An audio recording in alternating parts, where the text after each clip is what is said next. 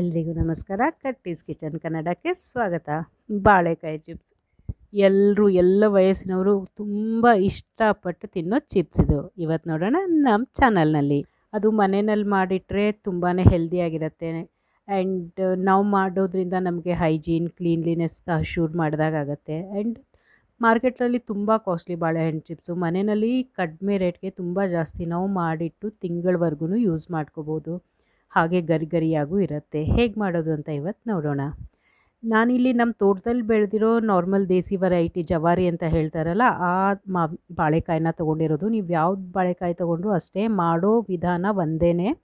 ಹಾಗೆ ಮಾಡಿದರೆ ತುಂಬ ಚೆನ್ನಾಗೇ ಬರುತ್ತೆ. ಇದು ನೋಡಿ, ಇದು ನಾನು ಪುಟ್ಟದಿರುತ್ತೆ. ಇದು ಜವಾರಿ ಬಾಳೆಹಣ್ಣು ಅಂದರೆ ಇದನ್ನು ತಗೊಂಡು ಮಾಡಿರೋದು.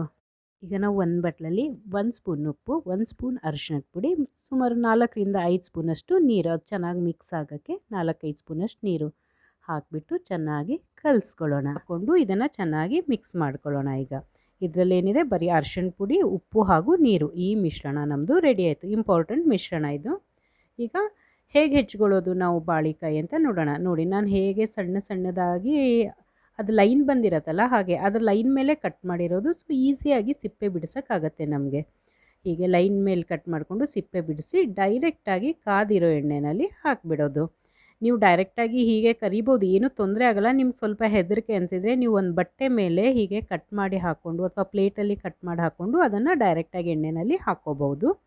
ಇದನ್ನು ಲೋ ಫ್ಲೇಮಲ್ಲಿ ಕರೀರಿ. ನಾನು ಇಂಡಕ್ಷನ್ ಮೇಲೆ ಕರಿತಾ ಇದ್ದೀನಿ.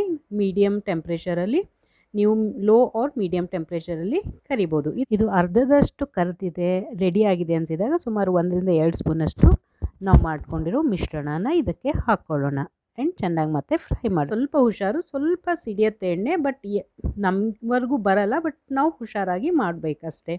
ಹೀಗೆ ನಾವು ಚೆನ್ನಾಗಿ ಕರೆದು ಅದನ್ನು ತುಂಬ ಲೋ ಫ್ಲೇಮಲ್ಲಿ ಗರಿಗರಿಯಾಗಿ ಬರಬೇಕು. ತುಂಬ ದಿನ ಗರಿಗರಿಯಾಗಿರಬೇಕು ಅಂದ್ರೆ ಅಲ್ಲಿರೋ ಗುಳ್ಳೆಗಳು ಬರುತ್ತಲ್ಲ, ಗುಳ್ಳೆಗಳು ಸ್ಟಾಪ್ ಆಗಬೇಕು. ಹಾಗೆ ಬರೋವರೆಗೂ ಇದನ್ನು ಚೆನ್ನಾಗಿ ಕರಿಬೇಕು. ನೋಡಿ, ಎಷ್ಟು ಚೆನ್ನಾಗಿ ಗರಿಗರಿಯಾಗಿರೋ ಚಿಪ್ಸ್ ಬರ್ತಾಯಿದೆ. ಹೀಗೆ ನಾವು ಪ್ರೊಸೆಸನ್ನು ಕಂಟಿನ್ಯೂ ಮಾಡಿಕೊಂಡು, ಹೀಗೆ ನಾವು ಹಾಕೋ ಅರಿಶಿಣ ಪುಡಿ ಮತ್ತು ಉಪ್ಪನ್ನು ಒಂದು 30% ಬೆಂದಾಗ ಹಾಕಿದರೆ ತುಂಬ ಚೆನ್ನಾಗಿ ಬಾಳೆಕಾಯಿ ಚಿಪ್ಸ್ ಬರುತ್ತೆ.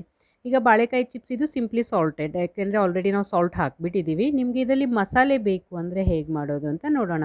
ಇವತ್ತು ನಾವು 2 ಮಾಡೋಕ್ಕೆ ಅರ್ಧ ನಾನು ಪ್ಲೇನ್ ತೆಗ್ದಿದ್ದೀನಿ, ಅರ್ಧಕ್ಕೆ ಸ್ವಲ್ಪ ಖಾರದ ಪುಡಿ, ಧನಿಯಾ ಪುಡಿ ಮತ್ತು ಪೆರಿ ಪೆರಿ ಮಸಾಲ ಅಂತ ಸಿಗುತ್ತೆ, ಆಪ್ಷನಲ್ಲು. ಹಾಕ್ಕೊಂಡ್ರೆ ಚೆನ್ನಾಗಿ ಡಿಫ್ರೆಂಟಾಗಿರುತ್ತೆ ಟೇಸ್ಟು.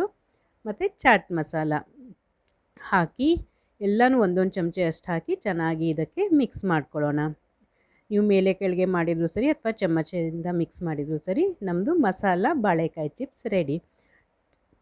ತುಂಬ ಬೇಗ ಆಗುತ್ತೆ ಆ್ಯಂಡ್ ಅಷ್ಟೇ ಟೇಸ್ಟಿಯಾಗೂ ಇರುತ್ತೆ. ಇದು ನೋಡಿ, ಸಿಂಪ್ಲಿ ಸಾಲ್ಟೆಡ್ ಹಾಗೂ ಮಸಾಲ ಬಾಳೆಕಾಯಿ ಚಿಪ್ಸ್ ಮಳೆಗಾಲಕ್ಕೆ ಒಳ್ಳೆ ಕಾಂಬಿನೇಷನ್. ನಾನು ಮಾಡಿದ್ದು ನಾರ್ಮಲ್ ಸನ್ಫ್ಲವರ್ ಆಯಿಲಲ್ಲಿ. ನಿಮ್ಮ ಹತ್ರ ಒಳ್ಳೆ ಕೊಬ್ಬರಿ ಎಣ್ಣೆ ಸಿಗ್ತಾಯಿದ್ರೆ ಕೊಬ್ಬರಿ ಎಣ್ಣೆಯಲ್ಲೂ ಕರಿಬೋದು. ಕೇರಳದಲ್ಲಿ ಮಂಗಳೂರು ಕಡೆಯಲ್ಲಿ ಕೊಬ್ಬರಿ ಎಣ್ಣೆಯಿಂದ ಕರೆದು ಮಾರ್ತಾರೆ, ಅಂದರೆ ನಾರ್ಮಲ್ ಶಾಪಲ್ಲಿ ಮಾರೋದು. ನೀವು ಯಾವ್ದು ಬೇಕಾದರೂ ಮಾಡ್ಕೋಬೋದು. ರುಚಿಯಲ್ಲಿ ಏನೂ ಡಿಫ್ರೆನ್ಸ್ ಆಗೋಲ್ಲ, ತುಂಬಾ ಚೆನ್ನಾಗಿರುತ್ತೆ. ಸ್ವಲ್ಪ ತೆಳುವಾಗಿ ಹೆಚ್ಕೊಳ್ಳಿ, ಅಂದರೆ ಬೇಗನೂ ಆಗುತ್ತೆ, ತುಂಬ ದಿನ ಕ್ರಿಸ್ಪಿಯಾಗೂ ಇರುತ್ತೆ. ಮತ್ತು ಎಣ್ಣೆನೂ ಕಡಿಮೆ ಹಿರ್ಕೊಳ್ಳುತ್ತೆ.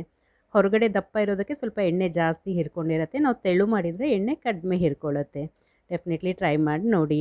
ಮತ್ತು ಕಮೆಂಟ್ ಬಾಕ್ಸಲ್ಲಿ ಏನಾದರೂ ಡೌಟ್ ಇದ್ದರೆ ಕೇಳಿ. Subscribe Curtis kitchen Kannada. Thank you very much for watching.